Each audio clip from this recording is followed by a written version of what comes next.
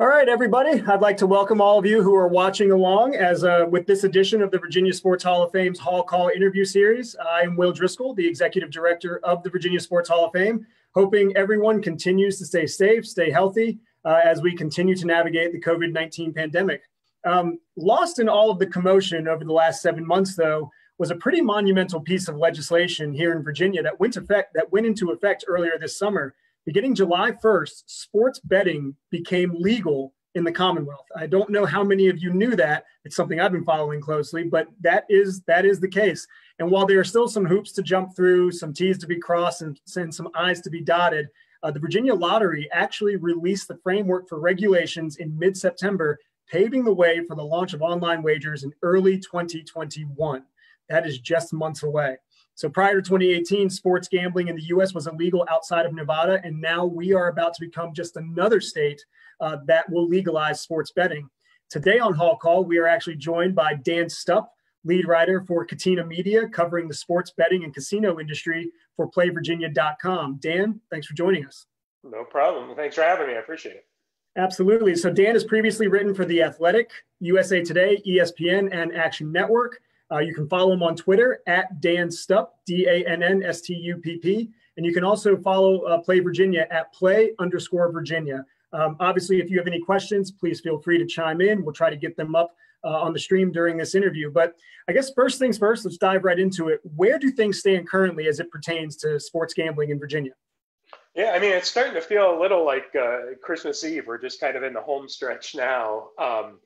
The Virginia Lottery next week will start taking applications from any sports book who's interested in launching in Virginia and getting up and running. And then the Virginia Lottery Executive Director, Kevin Hall, has 90 days after that to approve any licensees. And then they're pretty much good to go. So it's definitely looking like January in time for the NFL playoffs, which, you know, for a sports book, you can't pick a better time than that. That you want to talk about perfect timing. That is the case. Why now?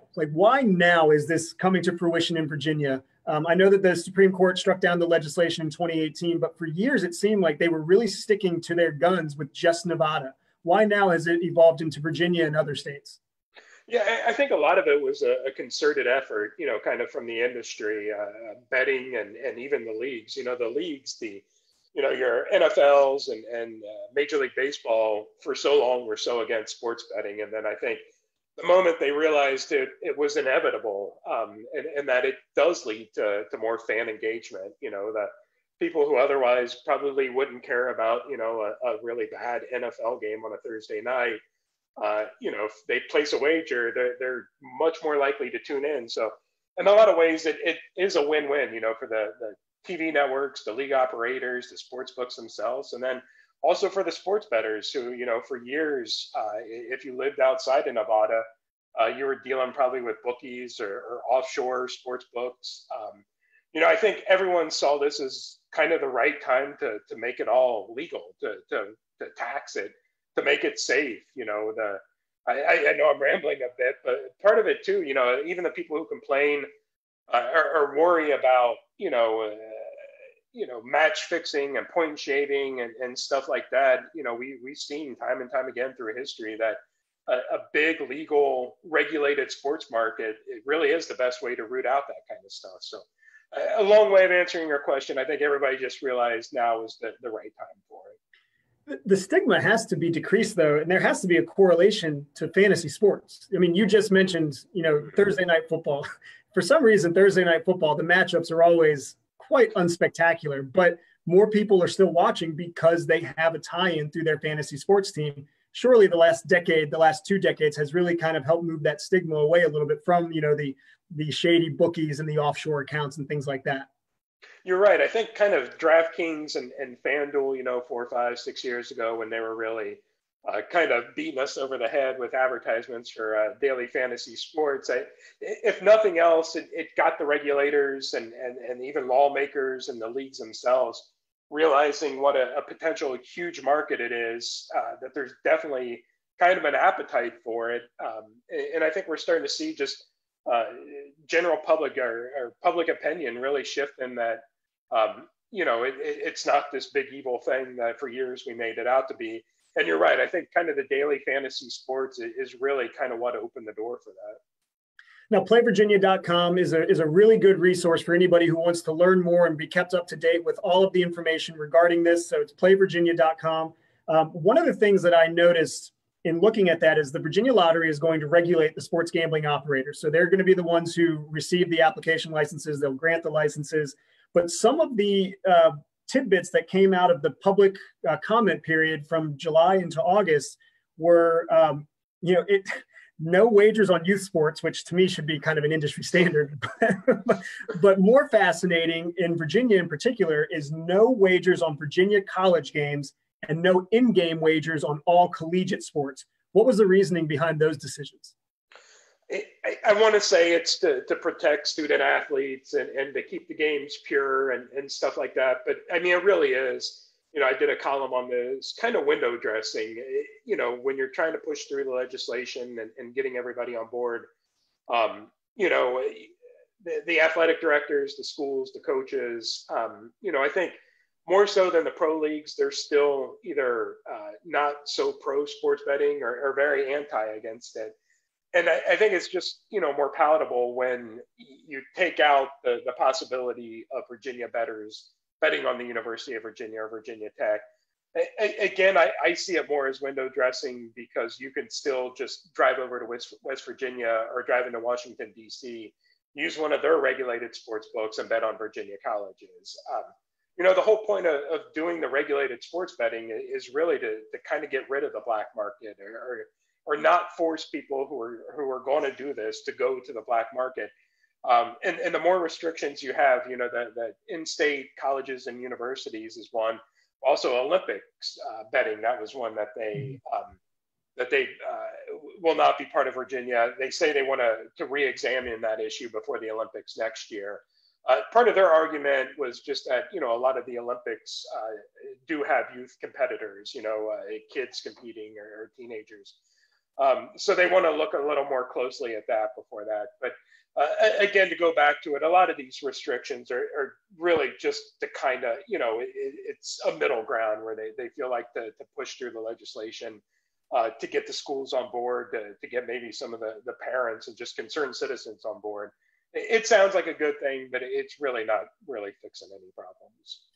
We have a question from Jonathan, and he's saying he's a little unclear about, is this strictly online sports or will there be physical sports books? And I guess I have a question that kind of goes in along with that as well. Is this tied to the casino referendums that we're seeing here in Virginia in the 5 municipalities?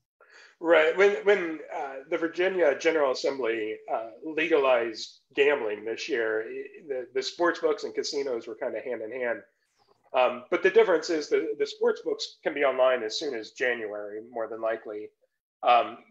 They still need to build the casinos. And before they can even build them, the 5 cities that were set aside to get casinos, they first have to pass referendums. 4 of the 5 are doing it this year, and then one, Richmond, is doing it next year. So the casinos will have sports books. A lot of them are going to have official sports book partners, like we've seen in other places where DraftKings or Bet Rivers, they team up with the casinos. I think ideally Virginia would have had the casinos and the sports betting launching at the same time, but it just takes a long time to build a casino. So I think once those casinos start opening, probably in 2023, the sports books are definitely going to be a part of it. The Virginia Lottery even set aside 5 licenses for those casinos. And that's part of it too is, I went to Washington, D.C. to try their only regulated sports book at the time. Terrible odds, terrible experience, terrible customer service. But they really have no incentive to get better. They've got a monopoly. There's no competition. Right. I mean, it's the greatest racket in town. I can understand why people want to be bookies when they've got no competition. But part of it is that Virginia is going to have no fewer than 4 sports books and up to 12 sports books. They've set aside 5 licenses for the casinos. But I think, from day one, we're probably going to have multiple sports books. It's going to be some of the biggest ones that are already very successful in other states. So Virginia is going to have a very, very competitive market. And yeah, like you said, we're just a few months away from that. That there's a lot wrapped up in that answer, and there's actually a lot of questions I want to ask off of that answer. But the first one is, you mentioned the casinos have been set, licenses have been set aside for the potential 5 casinos. But I also read on Play Virginia that 2 NASCAR tracks, I assume that's Martinsville and Richmond. And then it also said 1 professional sports team, and it actually said a professional sports team. Is that assuming that a football team, named the football team from Maryland, based in DC, moves itself to Virginia in a few years? It may be a bit of a long shot, but I think, that's something Virginia has been aiming for probably the past decade. I think it's just wishful thinking maybe that, but also just making sure that's one less hurdle if stuff starts to move in that direction. But I don't think it's any secret that Virginia would love to have a pro football team, an NFL team. And luring them away from Washington is probably the best way to do it. But, that also leaves the door open, the Norfolk area or other areas. There's been talk of an NBA team or something like that. And the leagues can, especially in a post-pandemic world, I think we're going to see some major changes. We're already seeing it, just, the 7-inning doubleheaders and trying to adjust. And I think this year has forced a lot of the leagues to get kind of really creative, to make up for lost revenue and stuff. But I think it's forcing them to innovate a little more. And I think that naturally could lead to expansion. So just include it now, just in case it comes later. Right. Yeah. We're not breaking any news with that. I think a lot of this is just in case, but yeah, it would be great to have. That's one of the funny things. We've got these play sites in, Colorado and Illinois and Indiana. But Virginia is one of the few without a pro sports team. So we get a little more creative. And that's another reason why the ban on in-state colleges kind of is a setback for Virginia. It's not like we can just shift that attention to our MLB team or NBA team or anything. So. Looking at, you mentioned the black market and you mentioned offshore betting and just kind of all of the dollars that I guess technically are being illegally wagered on gambling. And depending on what blog or what news source you read, it's anywhere from 60 billion on the low end to 150 billion on the high end, and that's billion with a B. So either way, 60 versus 150, it's a lot of money. What's the potential financial ramifications with keeping that money here in Virginia, and not just Virginians, but pulling from those states around us? Like you said, maybe DC doesn't have the competition. West Virginia, I don't think it's legal there. So we're actually it's a broader base that we can draw from to bring dollars here to Virginia. Yeah, I think that's a key why getting rolling right now. The competition's coming. Maryland is close to passing legislation. Tennessee just approved their first sports books. West Virginia actually has some options right now. DC, we're in an area where there's a lot of competition. New Jersey, it's not super close, but they've already surpassed Nevada, and part of that is just having a competitive market and a fair tax rate and stuff like that. Virginia is going to have all of that, but the competition surrounding us, and I think it's going to be good and bad. A healthy market's going to benefit everybody, but it's a good thing Virginia didn't wait any longer than they did, because Tennessee and Maryland, West Virginia, DC, everybody's just nipping at the heels. And it's only a matter of time before the majority of U.S. states, probably almost all states, will have legal sports betting. What does that do to, I guess, you mentioned in DC with there just not being really any competition. So the odds are bad, just the service is bad. But what does this kind of influx of options now do to the odds makers? Are there enough valid odds makers out there to be reliable when you have all of these states getting involved in this? I think if you have a big enough market, the odds are going to and lines are going to take care of themselves. Bettors are going to quickly kind of hammer them where they should be. I think what's really going to, where we're going to see the competition isn't just so much with who offers the best odds. That's one of the things with the offshore markets. If you're spending, if you're paying minus 110 on a lot of games, they may offer minus 108 or minus 105. They call them 16-cent lines or 10-cent lines. People who have bet for a while will understand that that's a really nice advantage. It's a way to save some money. I think what we're going to see with these new markets getting underway in states is just a lot of sign-up offers, a lot of free bets. So again, I don't think it'll be so much competitive lines and odds. I think you're going to see a ton of sign-up offers, which is what we're seeing right now in places like, Colorado and Illinois, which, just kind of got their markets off the ground. So at least initially, it's going to be great for players. There's going to be so many, opportunities to get free bets and take advantage of these promotions, which I think anyone who, was involved in or did the daily fantasy stuff, you saw a lot of those advertisements. I kind of go way back to the big poker boom in the early 2000s. I was playing a lot of poker, and they were beating you over the head with sign-up offers. So if you're into sports betting and you live in Virginia with all these sports books coming online, you're going to get a lot of really attractive offers. And even if you're not into it, you're going to see a lot of these offers on TV and newspapers and everywhere. Is there data out there to show how many Virginians have placed a wager, in the last year or two, whether it's, legally through the sports books in Nevada and other places, or even data from the offshore accounts, just to get an idea of how many of the 8 million residents we have actually participated? Yeah, I mean, I haven't seen any official data. I'm actually doing a story for today or tomorrow where I talk to some Virginia sports bettors. Very anecdotal, just about their experience and how they bet now.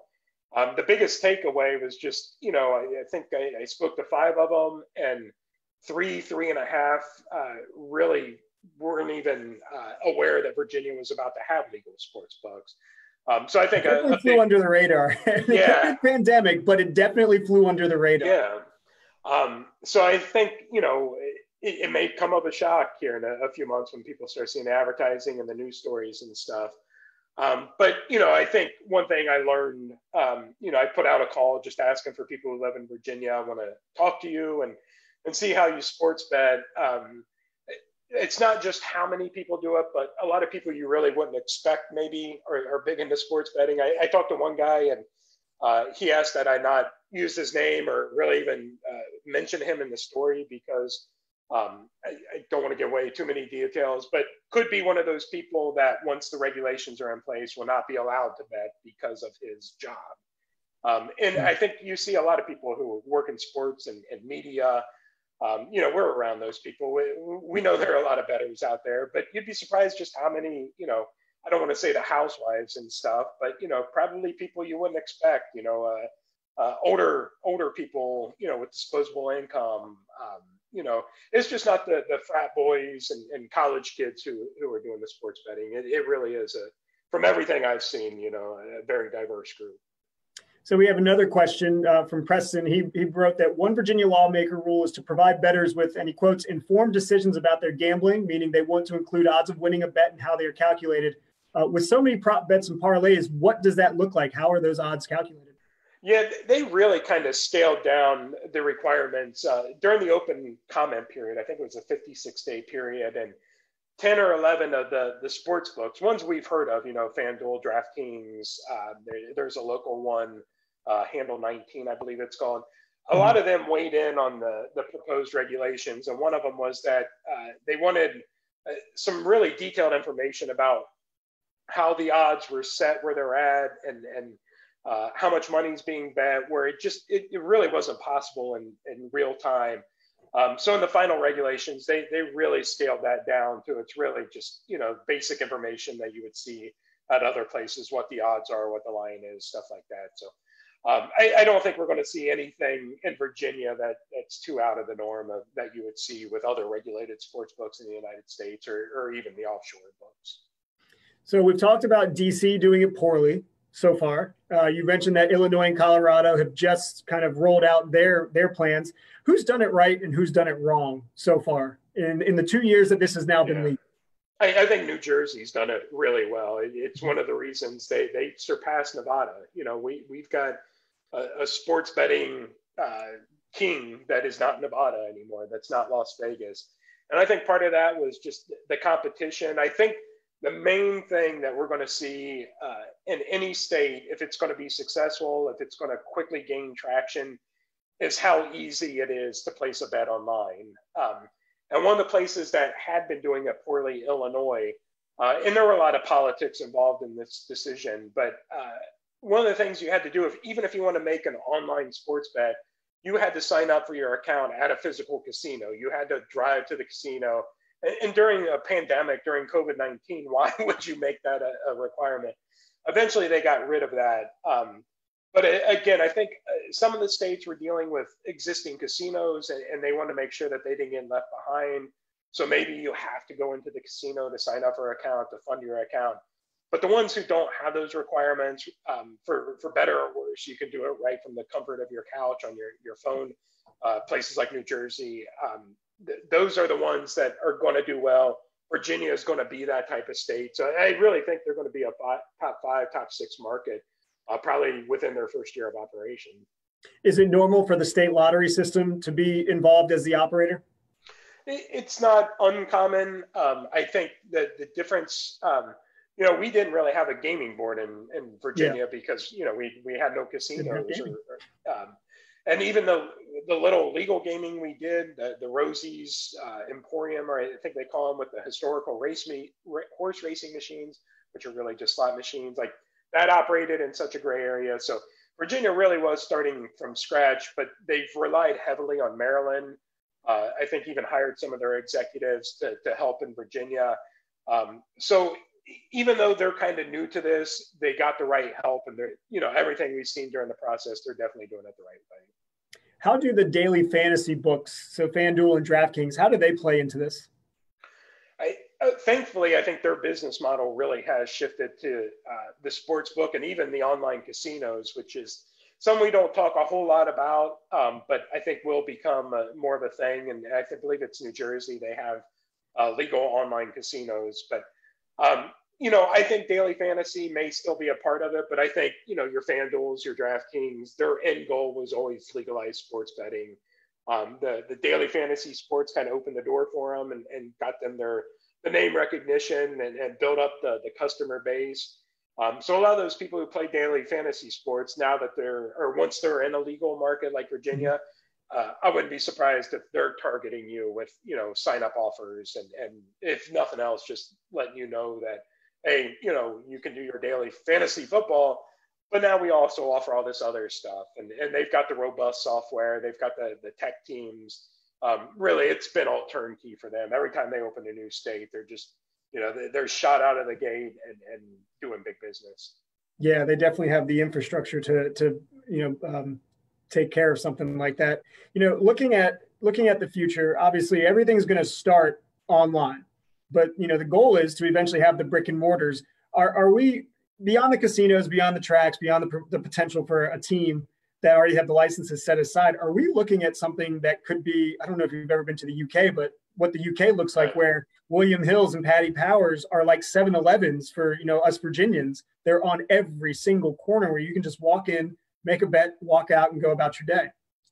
Yeah, Washington, D.C. actually did that with William Hill. They have different type of licenses, and the one where you can do an online sports book is a monopoly. It's called Gambit DC. It's through the DC Lottery.